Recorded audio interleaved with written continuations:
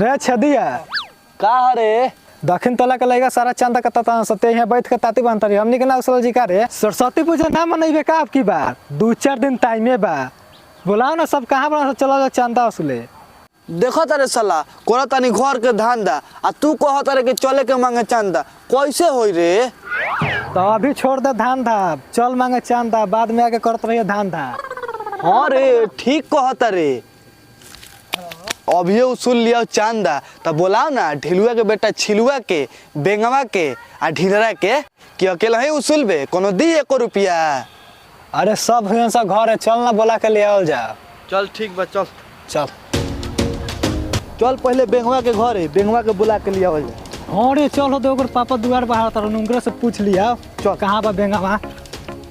चल कि फागुन आइल रंग ले आइल उड़ेल रंग बीरा हो गावा गाई होली होला बाजल ढोल जीरा हो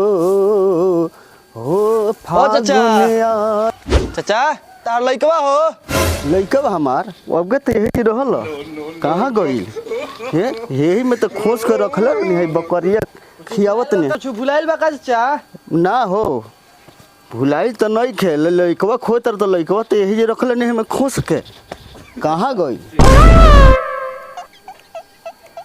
ऐसे काहे बोलता रह चाचा। ए ससुरु लोग दिन भर एके संगे घूमत तार लोग हमरा कहतर काहे बोलता लोग काम ना काज के दुश्मन अनाज के आ तहनी के काम जौन बा तौन बावे रंग बाज के एके संगे खात सब पियत रह सब हमरा से बोल लइकवा का भगबोल कि ना ससुर मार झाड़बो खारे उतार रे बेंगवा के देखली है का। अरे देखो नहीं दरना के द्वार पर लड्डू खिलाता चल ठीक बा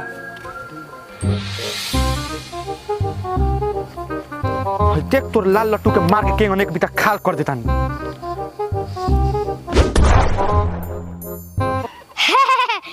ललका लटे के तरह से एक एक बार तेल भाई। जब गान में दम ना रहे तो राजा आलम ना बने के चाहिए। ज्यादा बोलता रे हई लतिया लौकता मार लतीर के फटी फाड़ देम। लट्टू खेलता रहे तो चुपचाप लट्टू खेलना तो अभी नहीं गाथा कथी चालू हो जाई। बहुत हबे 10 दूर जमीन बेच देम नु उतने पैसा में सारा खानदान पौर लगबे साला माधर का नोट पूरा।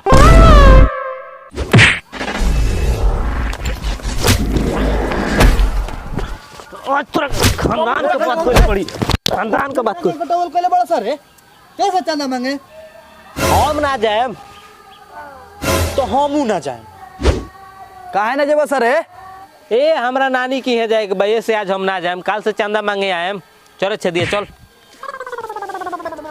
चल चल नानी की है चल ऊ तो जाता अपना मामा ही है ते चल ए हट हम ना जाए हम जाए एके शर्त पर। कौन शर्त बारे तोर शर्त ये बा कि अब के मेन कार्यकर्ता हम रहेम झोरी में झाटना आ काथा रात भर बगल में 5 रुपया बा करता बनिहान। अच्छा ठीक बा चलो सन रे साला काता चलते इनसे चंदा तहनी के बात करता से गंदा। ठीक बा चलो सन चलो अरे बाप रे बाप बड़ी इमरजेंसी बारे भाई का भाई मैदान लागल बा। ठीक बा तो जो हल्का होके हमन के जाते सन गांव में ठीक बा जा सजा आई है के ठीक बा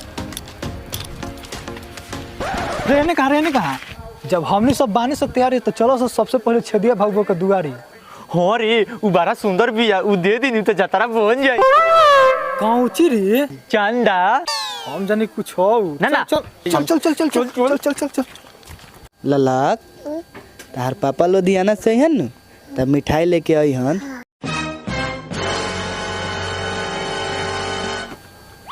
ओ चाची देबू मारम नाती के चोदल की मरिए जाइब। अच्छा जी हम चंदा के बात करता नहीं। हाँ तो ऐसे बोली ना हम तो कुछ और समझ गए रहनी है। हाँ तो 251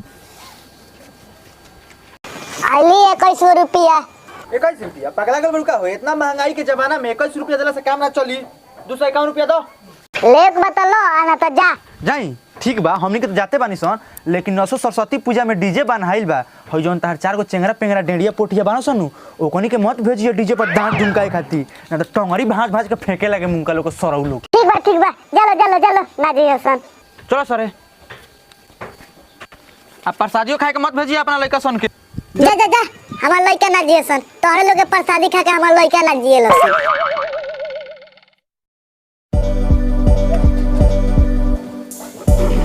ए हो जो खोपड़ी का होता रन, चलो तुमको चंदा ले लिया ना, तो बिजनेसी आदमी हूं हम, चल जइन को। ए रुको खोपड़ी चा।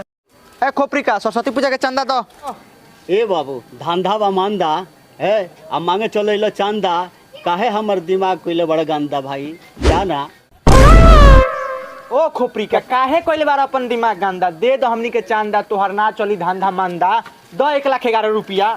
ना ना 111 रुपया। 111 नहीं बाबू, 11 गो रुपया बा ले बतलो। अच्छा ठीक बा, 11 ही रुपया दो दो। कहला 11 रुपया, अब पर्ची द काट के। हाँ देतन धर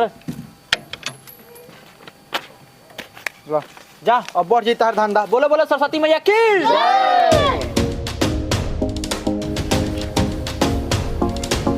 अभिया सरस्वती पूजा के चंदा दो। घरे में होने के बोझा लो। ए भैया हमनी के सरस्वती पूजा के चंदा मांगतानी सन, ना कि चुम्मा। मेहरारू के कोनो जरूरत नहीं है, हमनी के चंदा मांगतानी सन, ना कि मेहरारू। अच्छा चंदा दो 101 रुपया। 101 रुपया चंदा ना पामा घर द्वारा ना उठा के चलो मरदा बा। छाती फटा लागल नु 101 रुपया के नाम सुन के। रोजे 100-200 के दारू पी जात होकब, लेकिन हमनी के 100 रुपया मांगतानी सब पूजा पाठ खाती, तो उ नहीं खे दिया। ए चाचा दे दो, का रखल भाई 101 रुपया में। लो लो ना मन 10 रुपया लो लो है।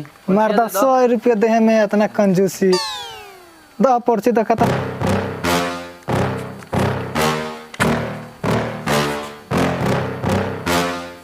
एक बार जयकार लगा दो सरस्वती मैया की।